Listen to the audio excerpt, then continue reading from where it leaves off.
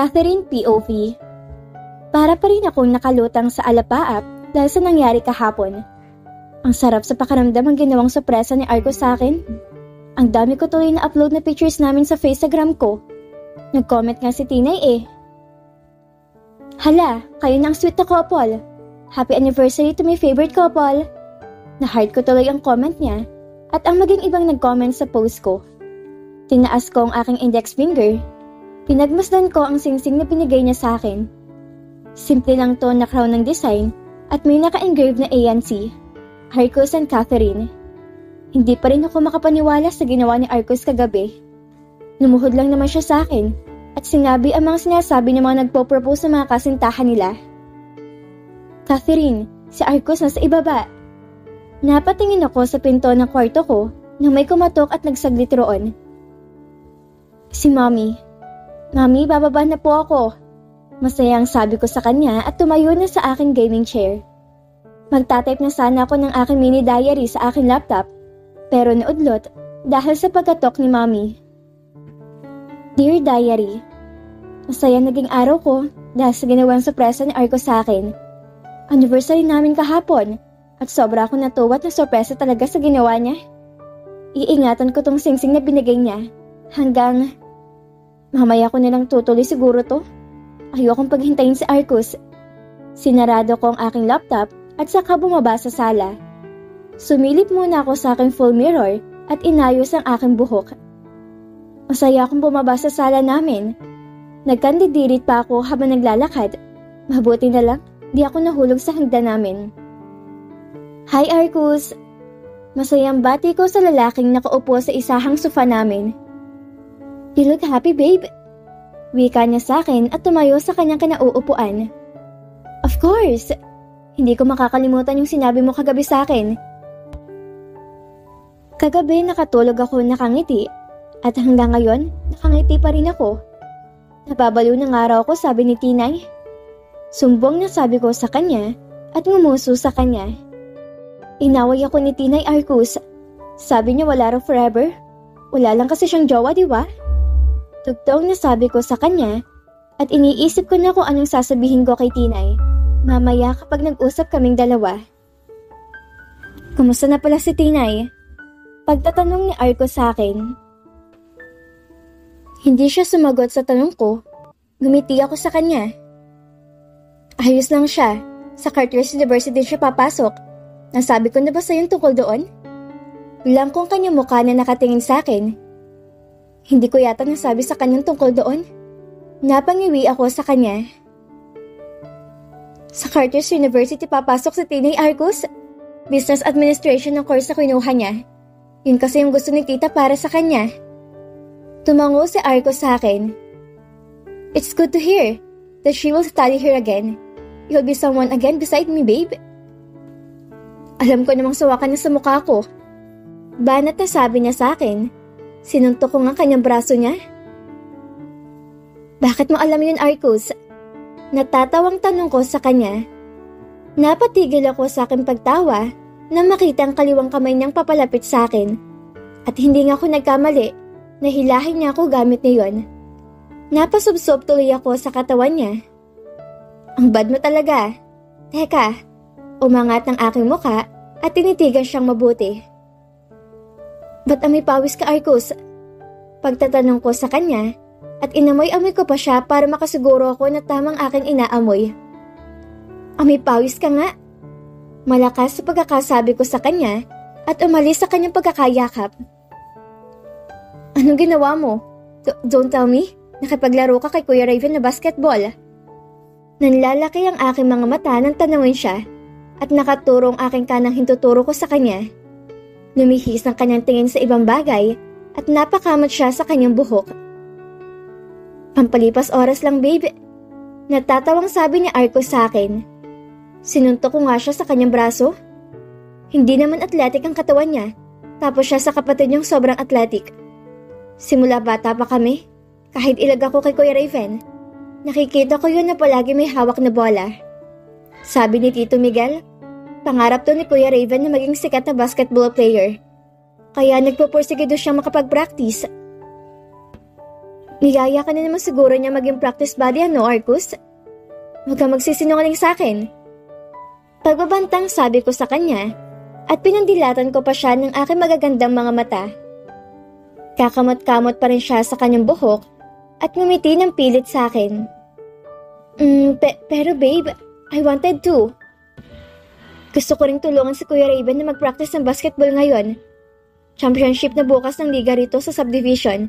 Kailangan nilang manalo. Napatanga ako sa sinabi at napaisip.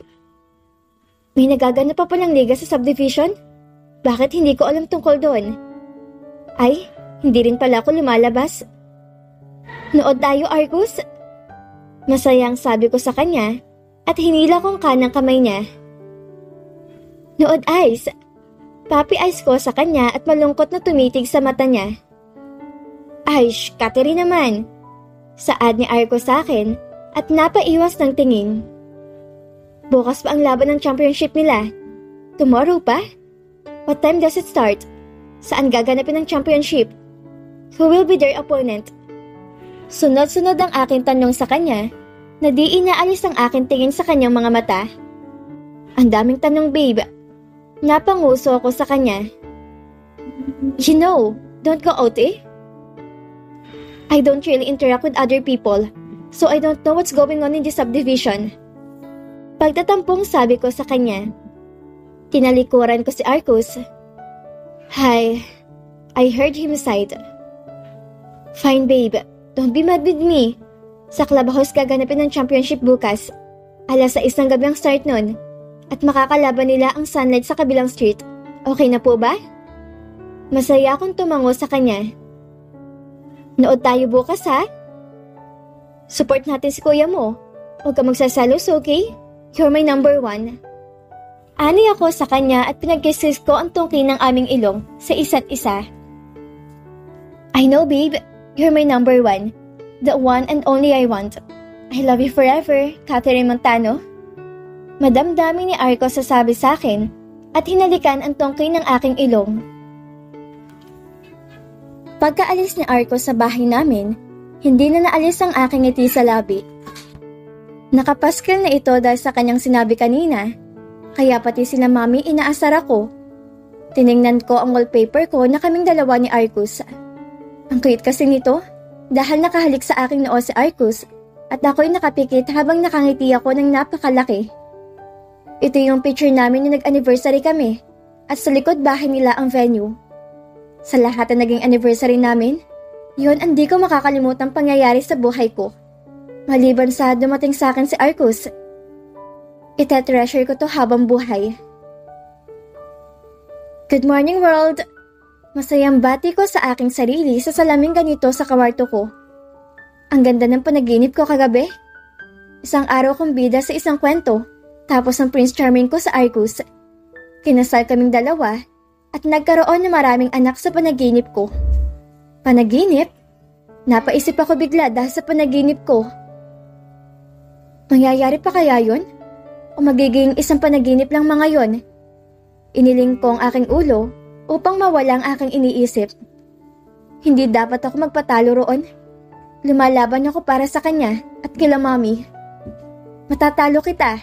Gagawin ko lahat para manalo kontra sayo at saka ko pinalo na mahina ang aking kaliwang dibdib. Tinapik ko ang magkabilang pisngi ko. Wake up, Catherine! Dapat maging masaya tayo dahil gumagana ang gamot sa atin kaya huwag tayo mag-isip na hindi maganda. Kausap ko sa aking sarili sa salamin.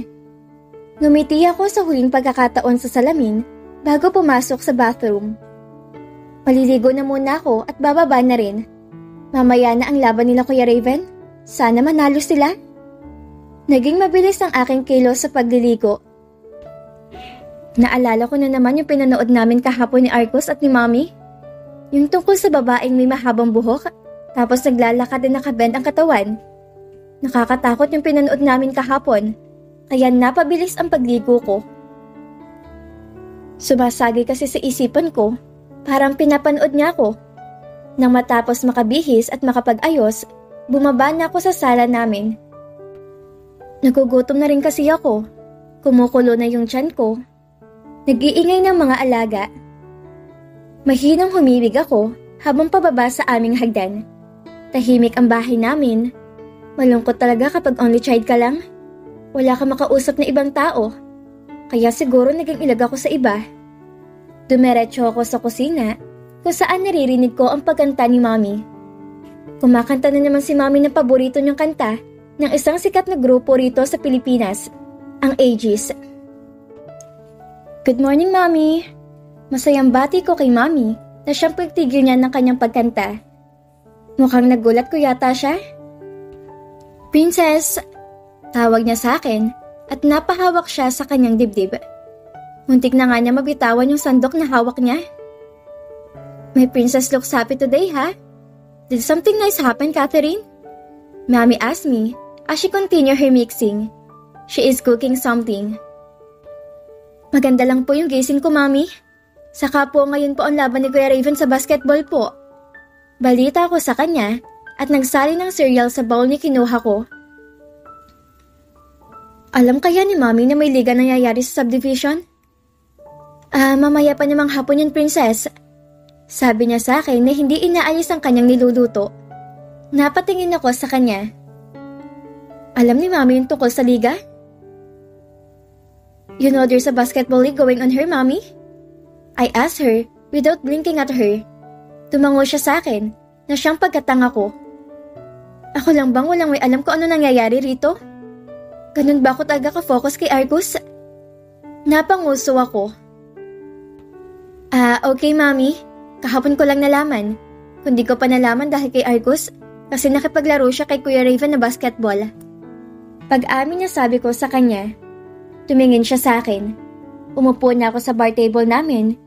Dito na ako kakain para makapag-usap kami ni Mommy. Princess, you don't even know the game of basketball? Also, it's okay if you're here at home or with Argus. Pagpapagaan niyang sabi sa akin. Okay po. Sumubo ako ng cereals. Kumunot ang noo ko na makitang niluluto niya. Ma'am, di ko po ba yan? Pagtatanong ko na makitang itinaas niyang kulay brown na malagkit na hawak niyang panghalo. Itong ibibigay ko kay Norma para sa celebration na gaganapin mamaya. Ani niya sa akin at nagpatuloy ulit sa paghahalo. Celebration po? Pagtatanong ko sa kanya at pinagpatuloy ang aking pagkain. May celebration na gaganapin sa bahay nila Tita Norma? Bakit? Para saan? Para sa championship mamaya ni Raven, Princess? Sure na kasing sila mananalo mamaya? Baka sa boses ni Mommy na sigurado na siyang team nila Kuya Raven na mananalo. Ganun ba sila kalakas? Ganun ba kalakas si Kuya Raven? Kaya kahit first year college pa lamang siya, last year naging ball captain na siya ng Carter's University. Hindi na ako nagtanong kay Mommy. Busy na kasi siya sa kanyang paghahalo. Nang mauwas ko ang aking cereals, nilagay ko na to sa lababo. Princess, don't forget to take your vitamins, okay? She reminded me. Nakainom na po ako, Mommy. Salamat po sa pagpapaalala. Ani ako sa kanya at lumabas na ng kusina. Bumalik na lang ulit ako sa kwarto. Nakainom na rin ako kanina ng gamot ko para sa sakit ko. Sabay kasi ang mga yun sa pag-inom ko ng vitamins. Hay, wala akong magawa. Ano yung gagawin ko? Buntong hininga kong tanong sa aking sarili. Hindi ko naman pwedeng kulitin si Argus. Nagre-review ulit siya para maging scholar sa Carter's University. Iba pa kasing examination nun kaysa sa entrance examination. Kaya di ko siya pwedeng guluhin ngayon. Kahit may kaya sila na Argus at afford niyang tuition fee sa Carter's University, mas pinili niya pa rin maging 100% scholar para wala na siyang babayarang miscellaneous fee sa school, except na lang sa magiging book at project sa pasukan. Isama mo pa na may allowance sila kada buwan. Gusto ko nga rin mag-take pero alam kong di naman ako papasa, kaya di ko na lang sinubukan. You save me boredom, Tinay? Malakas sa sabi ko at kuminang ang aking mga mata na makita ang video call ni Tinay sa akin. Hello, best friend Tinay! Masayang buong at nabati ko sa kanya nang i-accept ko ang tawag niya sa akin. Masaya akong kumakaway sa screen ng aking phone. Kamusta na? Dugtong na sabi ko sa kanya. Mukhang namiss mo ako ha, best friend? Pangaasar nito sa akin at nakita ko pang umisi siya sa screen. Bagot na kasi ako eh. Wala akong makausap sa bahay. Si mommy naman busy sa pagluluto. Ani ako sa kanya at humiga sa kama ko. Tinaas ko ang phone ko at hinawakan to na mabuti para hindi bumagsak sa mukha ko. Where is your Prince Charming, Arcus? Usisa niyang tanong sa akin. Napasimangot ako sa sinabi niya. Nagre-review siya para maging 100% scholar sa Carter's University. Kaya di ko pa pwedeng guluhin siya ngayon. And may finals dito mamaya. Yung liga sa mga basketball. Manonood kami ni Arcus para suportahan ng kapatid niya. Napalabi ako na makita ko siyang may kinukuha sa kanyang side table. Di siya nakikinig sa akin. Best friend, Tinay, napakinggan mo ba yung sinabi ko kanina? Ngiwing tanong ko sa kanya. Of course! About sa final ng basketball dyan, di ba? Buti nagkakasundo na sila kahit papano ni Kuya Raven. Wika nito sa kabilang screen. Napaisip ako sa sinabi niya. Lumalaki na sila, Tinay. Baka naisip nilang di sila pwede mag-away dahil magkapatid sila. Sinabi mo eh. Please tell Kuya Raven good luck in their game later. Sure they will win. Ganun din ang ekspresyon ni Mami kanina. Magaling ba tagang player si Kuya Raven, Tinay? Tanong ko sa kanya. Nakita ko ang mukha niyang naguguluhan. Haven't you seen him play yet? Pagtatanong niya sa akin. Hindi pa. Alam mo namang bahay. Ikaw at si Arcus lang ang kilala ko. So kung sabi ko sa kanya. Hi, sobrang galing ni Kuya Raven. Kaya nga shooting guard ang position niya sa basketball. Tapos ankle braking moves din, ang madalas sa ginagawa, then fade away shot naman, para mismo sa kalaban. Sabi niya sa akin, at gumagalaw ang kanyang kamay sa screen na akala may nag-shoot ng kung ano sa ere. Fade away shot? Ankle breaking moves? Nagugulhang tanong ko sa kanya. Napapikit ako ng tampalin niyang aking noo. Wala ka nga palang alam sa basketball? Basta mamaya, nakikita mo yun sa game nila. Ay nalaman ko lang din yun dahil sa panonood ko ng anime. Manood ka rin kaya, Catherine, para naman sabay tayong ma-inlove kay Tatsuya? Napatanga ako na makita kong kuminang ang mga mata ni Tinay. Parang lumilipad na sa isip niya ngayon. Sige, yun lang nasabi ko sa kanya. Di ko na yata siya makakausap dahil sa itsura niya ngayon. Teka, look at this, Catherine. Lumaki ang mga mata ko na makitang hawak niya sa kanyang kanang kamay at winawagayway ito sa harap ng screen ko. May ticket ka na! Masayang sabi ko sa kanya at bigla kong kinilig. Kailan ka uuwi, Tinay? Mamaya ng flight ko pa uwi, Catherine, kaya nakimpake na ako. Sabay pakita niya sa akin ng 2 malata at isang backpack sa screen. Bukas ng tanghali ang dating ko dyan sa Pinas. Sunduin mo ako ha? Huwag ka malilate. Tumango-tango ako sa kanya. Oo naman, Tinay. Kay Lola Milagros ka titira? Tinutukoy ko ang lola niya nag-alaga sa kanya. Sa kabilang street lang ang bahay ng kanyang lola. Kaya sunduin niyo ako ni Arcus ha? Before 11:30 AM nandun na dapat kayong dalawa. Sige na, Catherine. See you tomorrow. See you tomorrow, best friend. Paalam ko sa kanya at tumalon-talon sa aking kama. Uuwi ng best friend ko si Tinay. May makakabanding na ulit ako para kay Arcus. Babe, napataas ang aking tingin na may marinig akong tawag galing sa labas ng pinto ng kwarto ko. Yes, pasok ka po. Sabi ko sa taong nasa labas ng kwarto ko. Kumatok muna to na 3 beses at nakita kong pinihit na niya ang seradura ng aking pinto.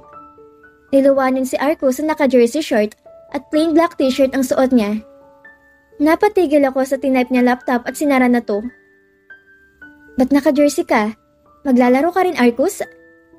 Pagtatanong ko sa kanya at tiningnan ang suot niya mula ulo hanggang paa. Umiling agad siya sa akin. Ito lang sinuot ko, sabi kasi ni Mom. Nahihiyang sabi ni Arcus sa akin at napahawak pa siya sa kanyang batok. Kala ko isa ka rin sa member nila Kuya Raven eh. Pupunta na ba tayo? Tapos ka na ba mag-review? Pagtatanong ko sa kanya, tumango siya sa akin. Tara?